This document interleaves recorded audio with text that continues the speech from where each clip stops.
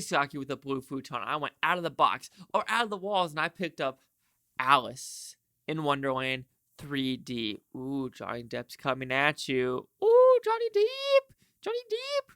Justice for Johnny. Anyway, I'm going to watch Alice in Wonderland in 3D. I actually already watched it, so let me go get the 3D glasses, and let's just do this review, yo. Jump cut. And before I get these glasses, I got to tell you what it's PG for fantasy action and violence involving scary images and situations, and for a smoking caterpillar. It is rated PG for a smoking caterpillar, guys. That's wild. That's wild. But I'm going to get the glasses now.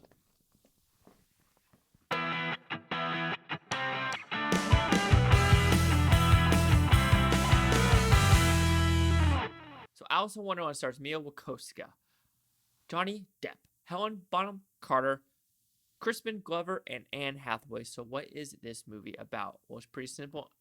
Alice is about to marry someone that she really doesn't know, but she finds this rabbit, and the rabbit goes down this rabbit hole. So she follows the rabbit down the rabbit hole, and then all of a sudden, is she the one Alice that needs to kill the Jabberwocky, which is also another movie directed by Terry Gilliam, I think. It's in the 1980s, kind of like the Monty Python eras. But anyway, she's got to find the sword and slay it before the Red Queen does, because they're sisters, the Red Queen and the White Queen. They need to fight, and see who is going to be the queen, because who's older, younger, prettier, bigger head, smaller head, normal head, weird stuff in this movie. Anyway, so what I like about this movie? Well, this is an Oscar award-winning movie with costume design and something else. That wasn't visual effects that year. Inception, I believe, won visual effects. But Alice in Wonderland is a great-looking movie. It's unique, very CGI heavy, which that's also positive and negative, because when you watch it in 3D and other stuff, some of the 3D/CGI elements do not work as well. But this is a fun little movie with a lot of CGI, with a lot going on. And that a lot going on could be a good thing and a bad thing. Because when you see a lot of stuff on screen, like, oh, that's a cool little element he does right there, or just the attention to detail, like she's walking on these heads and little dandelions go by her face or her legs, and you're like, that didn't need to happen. But whoever did the visual effects or directing decided to put the little elements in there. It's like, that's pretty fun to watch. The acting is fun. There is some funny scenes in this movie with Helen Bonham Carter as being the Red Queen. I'm thinking about Wizard of Oz at the same time. But yeah, I think she's probably she is the best one in this movie, with her dialogue and how she actually says the dialogue, and that actually helps what she's trying to portray. But this movie is all over the place. I mean, this movie is like ADHD to the max. I mean, the camera movement's going everywhere. There's a lot of stuff happening, a lot of fast dialogue, how I talk a lot.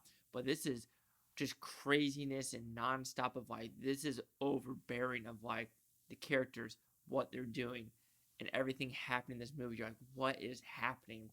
This is like an acid trip on all levels with Alice in Wonderland, which, guilty, I don't think I've ever seen the original Alice in Wonderland that came out in 1951, if I'm not mistaken. But Alice in Wonderland, it is all over the place with just what they're trying to do. And like I said, even though the CGI is fun in some scenes, like Crispin Glover, I can't tell if he is CGI in half his scenes or if he's actually there. Because a lot of these walking scenes in 3D, it just looks really choppy of like, that's a CGI Crispin Glover. Why couldn't they just use a normal Crispin Glover behind a green screen? But no, they decided to make him CGI, which is really weird. And the problem with the 3D in this movie, like you have some like Legends of the Guardian, fantastic, but with this one, there is so much happening of the depths of like, you have stuff in the very background, then you have the middle ground, then you have like the halfway middle ground, then you have like Johnny Depp to your face, and you can see all depths, but sometimes you're just like, whoa, let's calm it down a little bit with this 3D.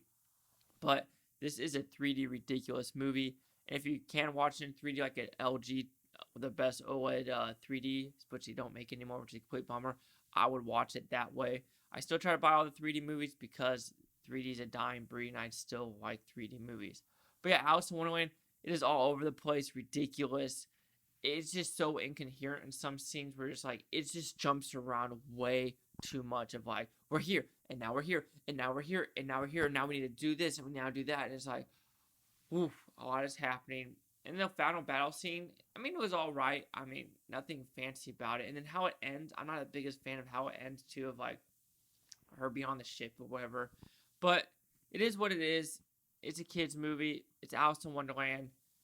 But Tim Burton's a weird director that you either like his style or you don't. Me, like Sleepy Hollow, love that movie. Big Eyes, love that movie. Stuff like this, it's a little too weird for me.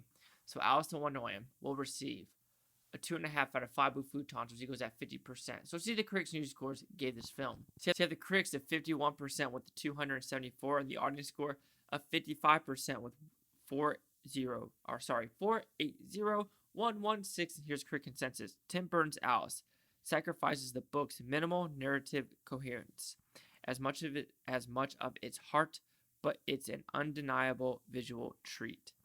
Book's minimal narrative. So maybe the book is also very short, kind of like what he did with Dumbo, and he just had to drag it out with what he actually wanted to do.